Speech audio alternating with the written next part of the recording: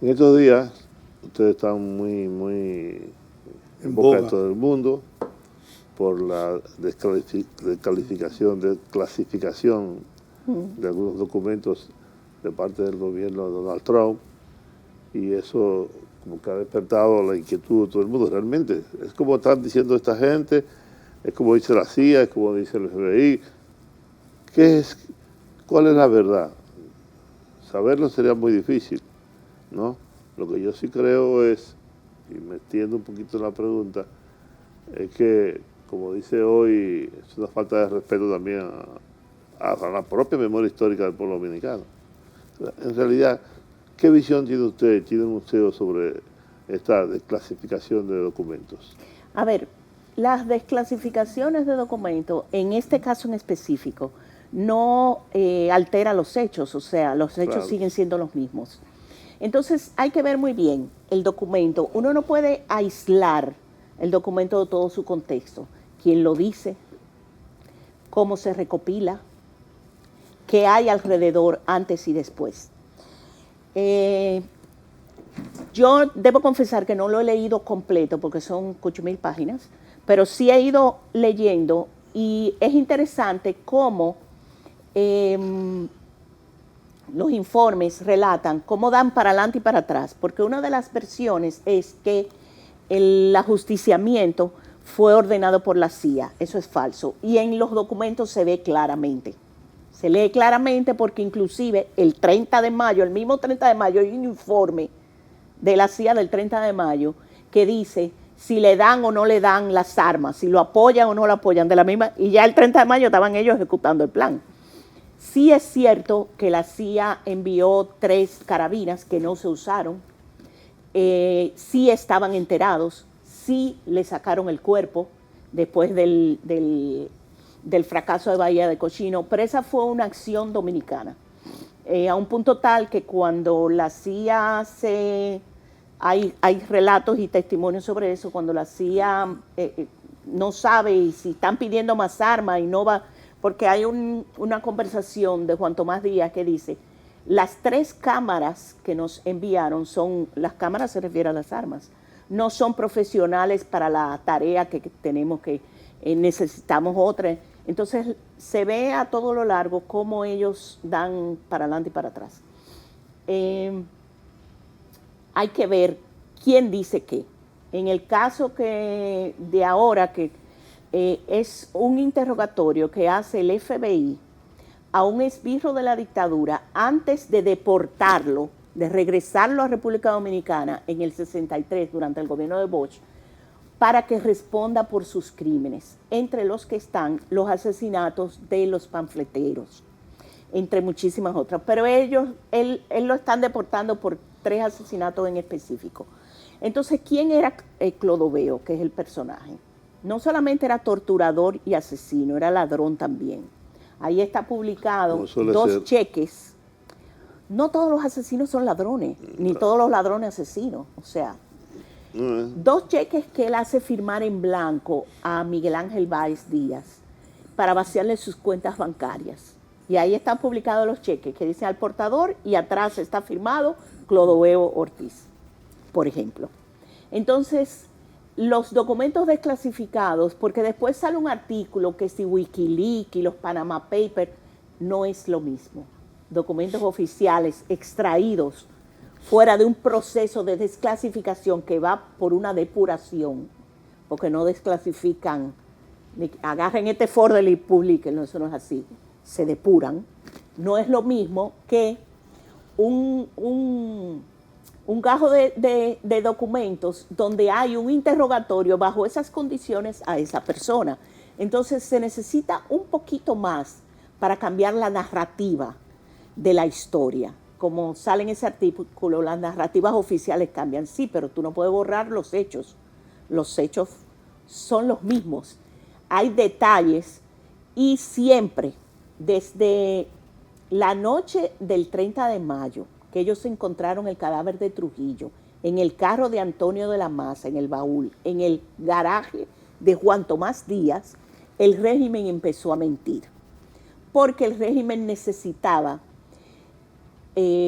poder controlar no solo la narrativa, sino ese golpe que significaba la muerte de Trujillo. Esconden que Amadito, cuando uno ve la publicación, los que mataron al jefe, ahí no está Amadito. Y Amadito García Guerrero es determinante en esa acción. Fue clave. Clave, o sea, sin Amadito eso no se da. Porque Amadito es el militar en servicio que está en el cuerpo del presidente de seguridad. Él es el que dice, sí, es hoy en la noche que va para San Cristóbal. Entonces, ellos ocultan eso. Dicen un montón de cosas. Perdón usted. Yo siento, y usted me aclara a mí, que en el fondo hay un interés que subyace por quitarle mérito a la acción de estos conspiradores contra la tiranía y por decirnos ahora, bueno, ellos eran gente de Trujillo, que por razones personales o razones de índole cualquiera se molestaron, estaban molestos. Común. Exactamente, ¿verdad? No un acto patriótico, no un acto que había que tener los cojones bien puestos para hacer eso.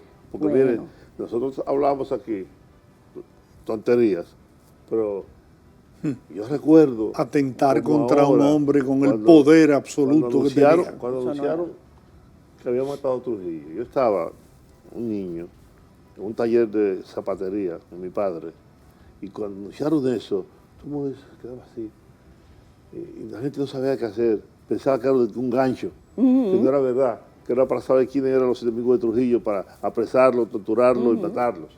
Sí. Y salimos una parte de la calle y yo estaba atónito, yo no sabía de qué se trataba todo aquello.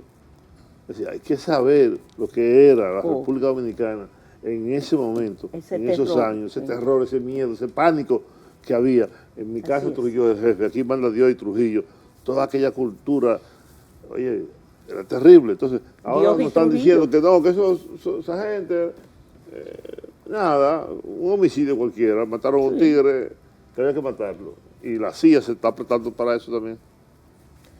No, porque ellos lo que están es desclasificando, no la CIA que lo desclasifica, es el gobierno federal. Sí. Pero la CIA, o sea, ¿encontraron las armas de destrucción masiva en Irak o todavía la están buscando? ¿O ya desistieron? O sea, la CIA es una agencia de espionaje internacional y de intervencionismo. O sea, hay que ver, hay que coger con pinza lo que dice la CIA. O sea, hay que saber. Entonces, pero independientemente de eso, no es la CIA que lo dice. O sea, es el esbirro al interrogar, la CIA reporta.